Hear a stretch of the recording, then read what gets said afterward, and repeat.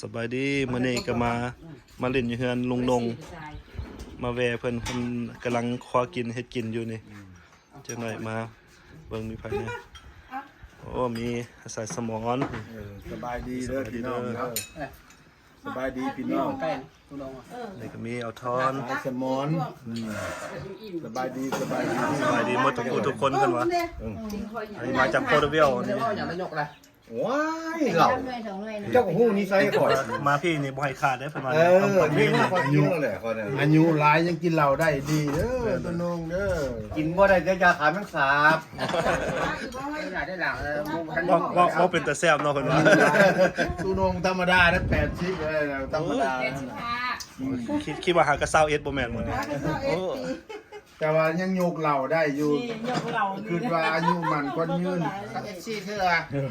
ความสุขก็ยังหลายปานนั้นเด้อนุ่งความสุขก็ยังหลายอยู่เด้อยังแข็งแรงอยู่เอาเด้อโยกเด้อพี่น้องเด้อเชียร์เด้อหมดทุกคนเชียร์หมดทุกคนคอยเกือบใกล้จะฮอด420เลยหลายอย่างวัน420เลยเด้อดีเด้อยกเชียร์ก็พอเด้อเฮ้ยแซ่บเป็นของกินพี่ยังว่านั่นคือบ่ว่าขาดใบยอดผักไส้บ่มีผักใบบักผักใบบักผักแล้วก็งงเติม420ก็80ใส่ก็เป็นผ้าเดียวเถอะแล้วเราบ่ถึกแล้วว่ะบ้านบ่แม่นว่าบ่ถือข่อยงงบางหาตัวเนาะโอเคจะได้กินเอาก่อนจะได้มาเด้อพี่น้อง YouTube กินอ้อโนหยังมื้อนี้อ้อหยังอ้อนกโอ้เบิ่งดิอ้อนกคุมฝีมือเพิ่นนี่บ่แม่นธรรมดาได้มาคันกินแล้วติดใจเราเลยนะนกอยู่นี่ว่ะนกหลังบ้านนกยิงนกก่อนเป็นยิงมาเมื่อกี้เด้ขามทงหน้าไว้พุ่นนกเขาเป็นนกเฮานกเขาหลังบ้านนี่เห็นบ่น่ะเรายิงเลยเราดูดิเขามีขาวตัวจับโอ้มันเราเศร้าแล้วนกเขาอยู่โอ้เอาอยู่หลังบ้านรถเนาะสัตว์ป่าหลายโอ้สดๆมีกระต่ายมีกระหอกมีหยังเนี่ยนกเขาหลังบ้านนี่ปืนนี่แหละเนี่ยโอ้เอาสดๆรถออมกินดีเลยชีวิตอยู่ดีกินดีคือจังซี่แหละไก่นะ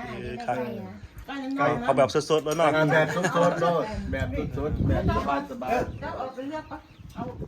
ชีวิตอยู่ในประเทศเขากับมีกินมีอยู่ซ้ำนี่ก็โอเค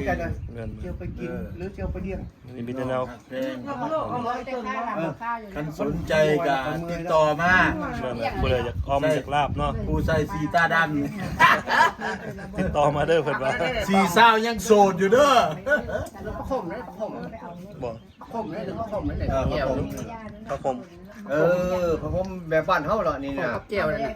กับแก้วจานบ้านๆน่ะแก้วปลาแดกแก้วปลาแดกบองเจ้าฮู้ปลาแดกปลาลาดนี่ใช่ฮอกปลาลาดนี่บ่เป็นปลาแดกอ้าวปลาแดกกับปลาลาบ่คือกันแน่นอนคอยคิดว่าปลาแดกก็ได้นะผักขมก็มีเด้อพี่น้องเด้อนี่เห็นว่าผักขมเหมือนผักขมนั่นน่ะผักขมนี่ผักขมบ้านเฮาแหละผักขมอยู่คนแม็กก็กินโอ้คนแม็กก็มักเนาะคนแม็กก็กินคือกันเขาก็ซื้อกินคือกันคนเม็กซิกันเขาก็กินคือกันก็หลายประเทศกินคือกันเนี่ยผักขมนี่มีวิตามินดีได้แต่ว่า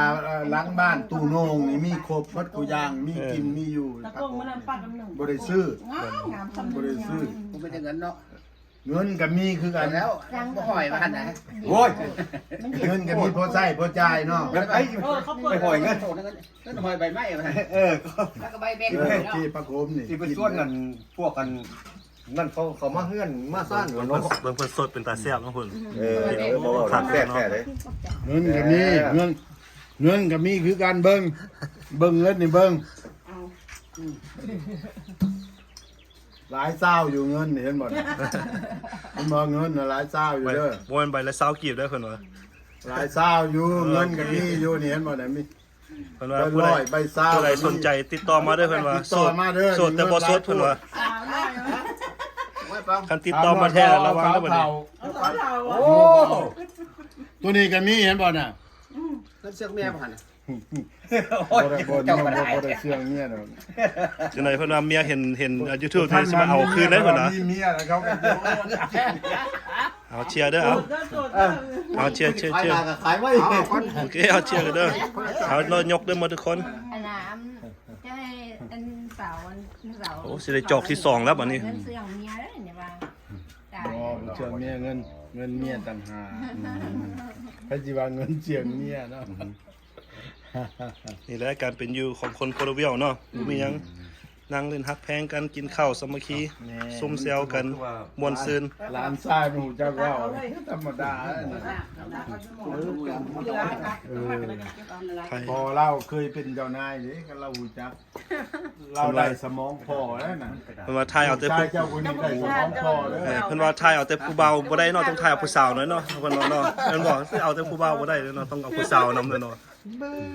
รวมบอกร้านนี่ก็ได้ อันนี้สมองแม่เนี่ยหวยเรื่องวัคซีนโอเคอยู่ต้องคิดเลขเก่งแม่น่ะ กำลังได้ด้วย ได้สมองแม่เราคิดเลขเก่งนะ เป็นได้ตู้เนาะโอเคบอก ไปโอเคอยู่จะทำถ้าเราตีมากี่เงินตู้เลยอ่ะใครตีมากี่เงินหรอ โอเคเอากับพอกันซ้ำนี้ก่อนเนาะเอาสุดหน้าเอาไหม จ โอบ เค ต่อไป โอเคพอกันไหมเด้ออย่าลืมเด้อคลิกไลค์ Subscribe แล้วก็แชร์ให้ในเด้อหมดทุกคนนักมือ YouTube ใหม่มาจากโคโลเวียนี่ปองแอดเวนเจอร์อย่าลืมเด้อโอเคพบกันใหม่ แม่นเนาะ